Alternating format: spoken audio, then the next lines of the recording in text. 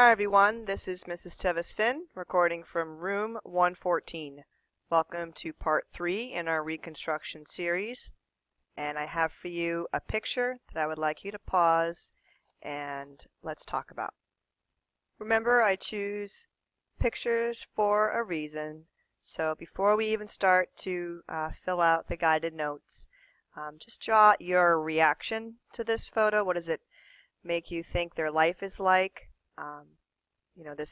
This is during Reconstruction, so just please, put some thought, some kind of emotional reaction to this, and let's get right into the guided notes. So I want you guys to understand that this is a tough time period. Pictured here are freed, African Americans, and they are in a chain gang, right? They look like they're in prison. So that's pretty much what Reconstruction is another way to describe. So as Southern states began setting up their governments, they passed a series of laws known as the Black Codes. You guys can fill in. They drastically limited the African Americans' rights.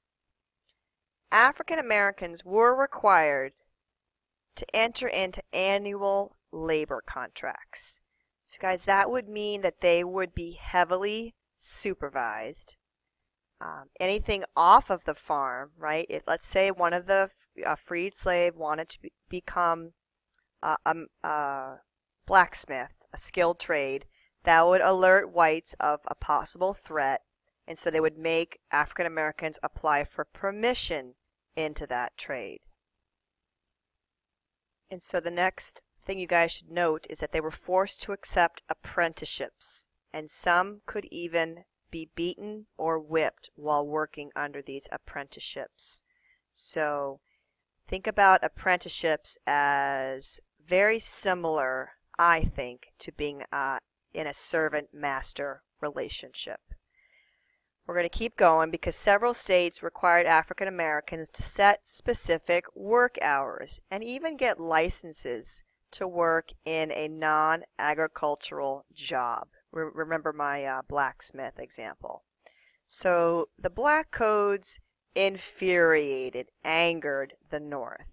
It felt like our country was moving backwards.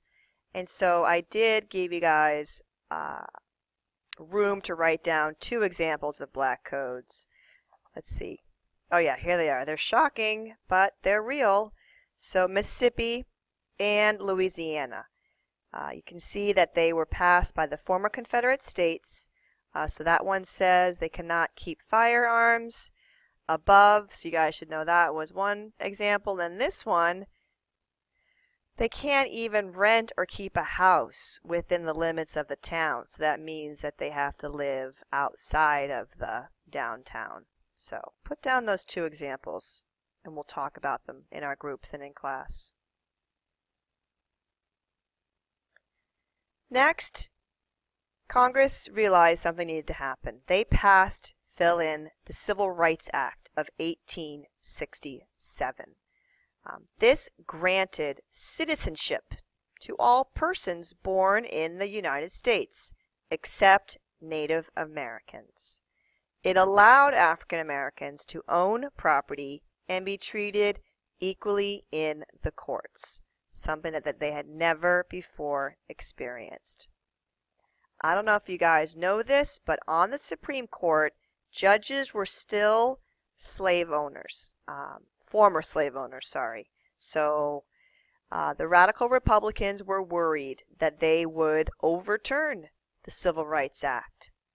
And so the Republicans introduced the following amendment. Here is the language. Fill in the 14th Amendment, and you guys should really know it.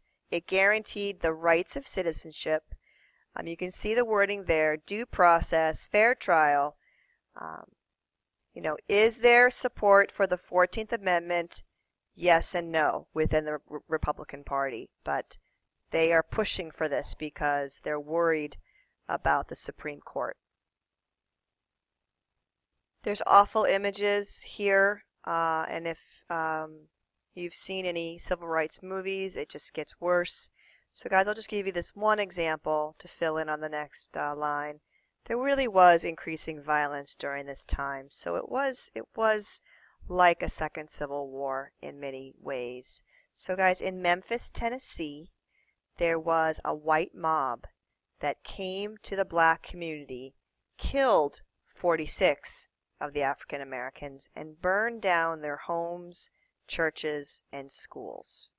This incident, and others like it, convinced the moderates to finally support the 14th Amendment.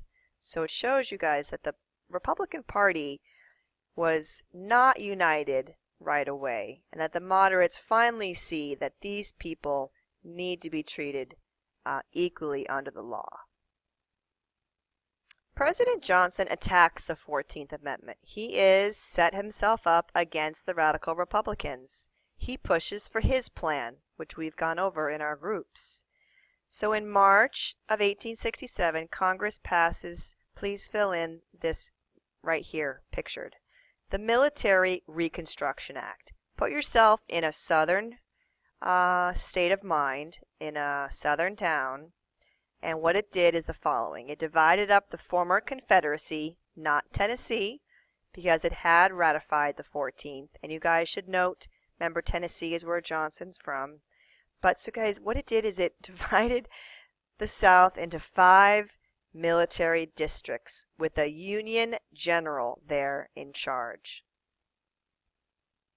Remember the importance of the vote. So with this military, kind of supervising the voting, you guys can fill in, 6 former Confederate states were readmitted to the Union because they met the requirements. So it's sort of like military babysitting, but it did allow the African Americans to vote without the violence. There is now a complete split, right, in the government, so it's Johnson versus the Republicans. Now the Republicans wanted to use the Secretary of War, Ed Stanton, to try to keep Johnson from his plan. So you guys can fill in, Congress wanted to prevent Johnson from going above them. Remember that we do have 3 branches of government, but so here's the 2 things that Congress passed. Fill in the Command of the Army Act and the Office of Tenure Act. So guys, the first one's probably the most significant. You guys should jot down in the margins that first act required Johnson to go through the War Department, with his Reconstruction plans. So Johnson fought back by firing Stanton, right? He got rid of his Secretary of War. And here's this. He barricaded himself in his office for 3 days. Congress voted to impeach him and was only 1 vote short. So here's a copy of the impeachment, and in a nutshell, guys, the Congress really didn't want to set this dangerous precedent of impeachment just because the president disagreed with Congress. So pretty sure that's the underlying reason, that because if you set that precedent, today our president disagrees with Congress. Let's finish up, guys. Johnson finishes his term quietly, and the Republicans nominated, who's that look like? Ulysses S. Grant, the former general of the Northern or Union Army. There was ongoing violence, and it convinced many Northerners that the South could not be trusted. So this presence of the military allowed African Americans to vote, which resulted in 6 southern states that actually voted for Grant. So think about how huge that is. So those are former Confederate states now voting for the Union general. So the Republicans retained control of the House, right? So that is helping their party stay strong.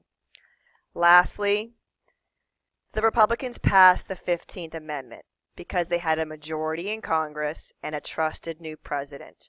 This amendment is revolutionary. And I need you guys to think, pause this, and put down, why is this amendment so revolutionary? This is Mrs. Tevis-Finn signing off. See you tomorrow.